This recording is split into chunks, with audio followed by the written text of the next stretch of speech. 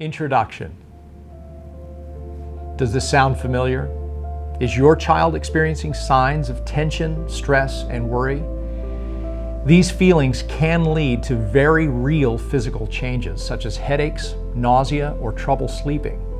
So if you've noticed any of these signs, it could be that your child is dealing with some type of anxiety disorder. In fact, it is the most common psychiatric condition in kids, and yet the disorder is under-recognized and often misdiagnosed. Life has its ups and downs. Anxiety is no stranger, of course. And even though it's not always harmful, there are times when anxiety can become a bigger problem, especially for a child or adolescent. Now, for parents, it may be hard to understand what your kid is going through. You may wonder why they can't just get over it. Unfortunately, anxiety is not that simple. And when it begins to impair your child's ability to function, if they're not able to go to school or if everyday routines cause pain and distress, that's going to impact the whole family. And it's extremely important to get them help. The good news is anxiety can be treated. It starts by taking the condition seriously, getting a proper evaluation, and then following through on the recommended treatment. Who has anxiety? You may be wondering why your child struggles with anxiety. You may even blame yourself for what's happening. It's not your fault. Sadly, anxiety is very common. As I said earlier, it is the most common psychiatric disorder among young people, even more than ADHD and depression. Anxiety actually affects 1 in every 4 children between the ages of 13 and 18. And that is why diagnosing and treating anxiety is so important. Now, some parents may be hesitant about having their child diagnosed. Unfortunately, this can make things worse. Kids with anxiety disorders who are left untreated are at higher risk to perform poorly in school, and they risk missing out on important social experiences and other normal development. So getting help is what your child needs most, and as a parent, your attention and care is critical. Signs of anxiety. How do you know if your child has an anxiety disorder? Well, I can share some of those indicators with you now. Keep in mind this is only a partial list, and you should always seek help from a qualified medical professional. First of all, there are the emotional signs, such as feelings of nervousness, worry, or fear. Kids may try to describe feelings of restlessness or tension, but it can also be hard for them to put their feelings into words. Older kids may shut down and spend more time alone. There are also physiological signs, and these occur when a child's thoughts begin to affect them physically. They may complain of a headache or stomach ache when in reality there's no actual medical cause. They could have trouble concentrating or have changes in their breathing, such as breathing rapidly or having trouble catching their breath. You may notice them sweating, perspiring without performing any physical activity or an increased heart rate. They may also be shaking or trembling involuntarily and complain of feeling weak or tired. Of course, they may experience 1, 2, or any number of these symptoms at any time. There's no one-size-fits-all for anxiety, and every child is different. You may see signs in their social behavior, perhaps avoiding people, places, situations, or activities that trigger their anxious feelings. Maybe your child has recently refused to spend the night at their grandparents' house because they're anxious about being away from home. They may have a loss of appetite, or they may be eating more than usual, so watch for a change in weight.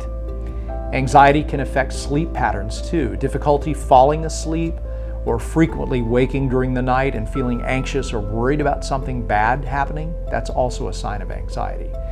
Your child may vocalize their anxious thoughts. Pay close attention to what they say and how they say it. Are they having thoughts that are catastrophic in nature, displaying a worst case scenario, such as, I know I'm going to fail this test, or what if my mom or dad dies? You may also observe them writing or drawing about the things that bother them. Some other signs to watch for is your child putting off tasks and procrastinating. For example, if their grades drop suddenly due to incomplete homework, or if they're avoiding schoolwork altogether, anxiety could be the root problem there. Maybe you see them withdrawing from friends or family, preferring to stay in their room or be alone. These are all signs of what could be an anxiety disorder. Types of anxiety. Anxiety comes in many different forms, and your child may be dealing with one or even a combination of several of them. And understanding this and how they work is going to be vital to getting your child the help they need. So let me run through some of the most common types of anxieties. The first is separation anxiety. This is the intense fear or constant concern that a child experiences when away from their parent, caregiver, or loved one.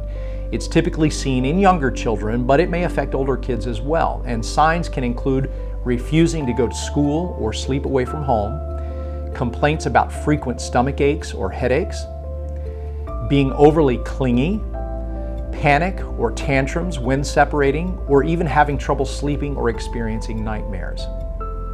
Phobias is another one. This is extreme fear of a specific person, object, place, or situation, such as the fear of dogs, insects, or doctor's offices. Social anxiety.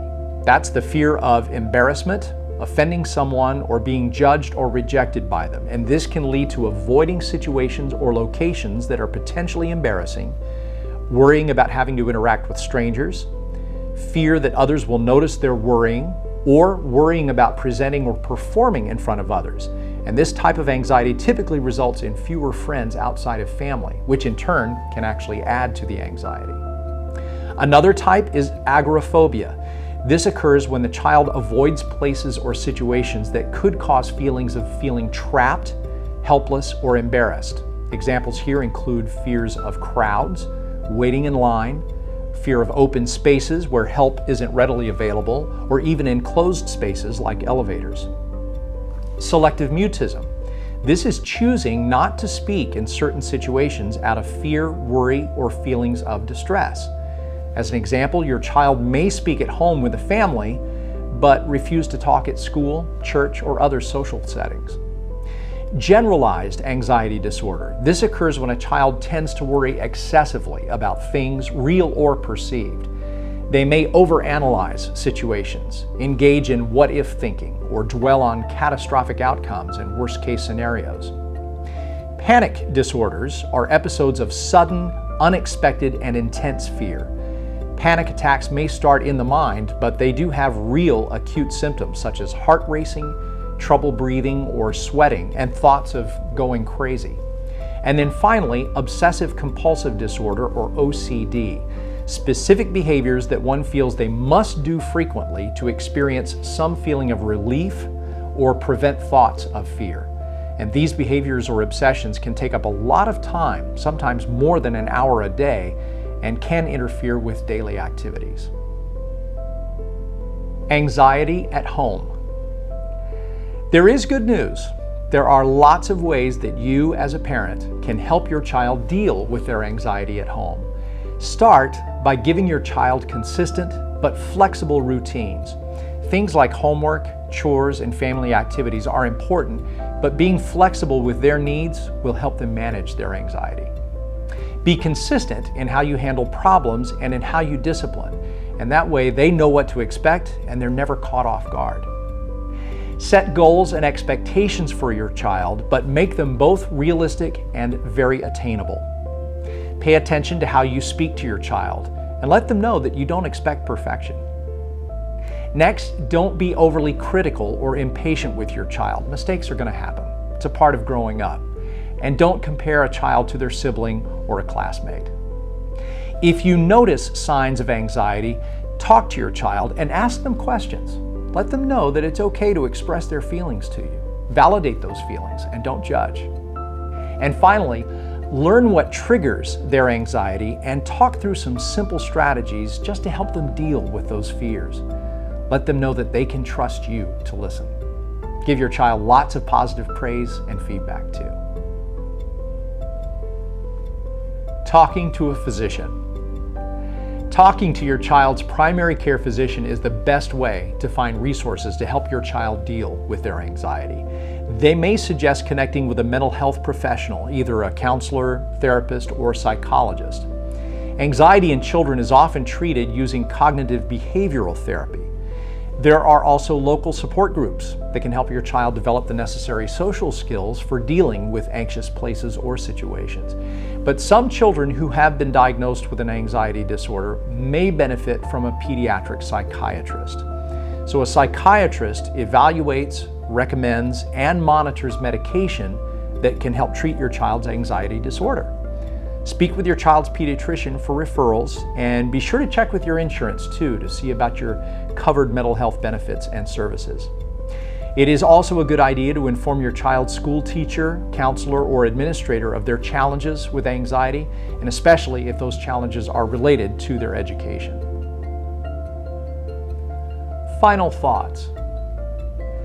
The Bible's creation story reminds us that God made the world a perfect place, free of suffering and disease. The environment in the Garden of Eden was safe and secure, a place where Adam and Eve experienced true fellowship with God and each other. Of course, when sin entered the world, sickness and death followed, and so too broken relationships. There was a loss of that safety and security, and consequently, anxiety resulted. In the Gospel of John, Jesus makes a comforting promise to all with fear and anxiety when he says, "Do not let your hearts be troubled. You believe in God, believe also in me." This promise is for you and your children.